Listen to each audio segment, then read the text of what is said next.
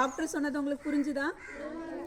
Palliative டேங்கிறது என்ன அப்படின்னா, யாராவது வந்து வயசானவங்க, பொதுவாக வந்து வயசானவங்க ஒரு 80 வயசு 90 வயசு ஆனதுக்கப்புறம் அவங்களால எந்த வேலையும் செய்ய முடியாது இல்லையா? அவங்க படுக்கையிலே தான் இருப்பாங்க. அவங்களுடைய எல்லாமே, அவங்க மோஷன் போகிறது, யூரின் போகிறது எல்லாமே படுக்கையில் தான் இருக்கும். அந்த மாதிரி படுத்திருக்கிறவங்களுக்கு முதல்ல நம்ம என்ன பண்ணணும்? அவங்கள பார்த்து வேர்த்து ஒதுக்கலாமா? என்ன பண்ணணும்? அவங்களுக்கு ஹெல்ப் பண்ணணும். முடிஞ்ச அளவு நம்ம என்ன பண்ணணும்? முடிஞ்ச அளவு அவங்களுக்கு வந்து உதவி பண்ணணும். அவங்க தண்ணி கேட்பாங்க. ஏன்னா அவங்க வந்து அடுத்த ஒரு குழந்தையாக மாறிடுவாங்க. உண்மை அதுதானே?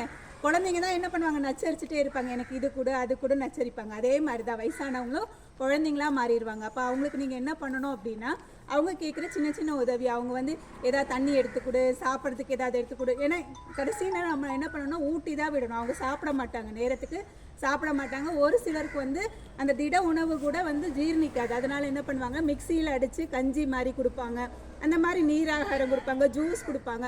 அப்போ அந்த மாதிரி இருக்கிற டைமில் அவங்களால எந்திரிச்சு உட்கார முடியாத ஒரு சுச்சுவேஷன் இருக்கும். அப்போ நீங்கள் என்ன பண்ணணும்? அவங்கள போய் எந்திரிச்சு உட்கார வச்சு முடிஞ்ச அளவு அவங்களுக்கு உதவி பண்ணுங்கள். அவங்களால எந்திரிச்சு குளிக்கலாம் முடியாது. அப்போ சுடு தண்ணி வச்சு சும்மா உடம்பெல்லாம் ஒன்று தொடச்சி கொடுத்து அவங்களுக்கு வந்து முடிஞ்ச அளவு நீங்கள் ஹெல்ப் பண்ணினீங்க அப்படின்னா அவங்களும் வந்து இருக்கிற காலம் வரைக்கும், ஏன்னா நமக்காக அவங்க எவ்வளவோ செஞ்சுருப்பாங்க. உண்மை தானே? பாட்டி தாத்தாங்க செய்யாத வேலையே இருந்திருக்காது.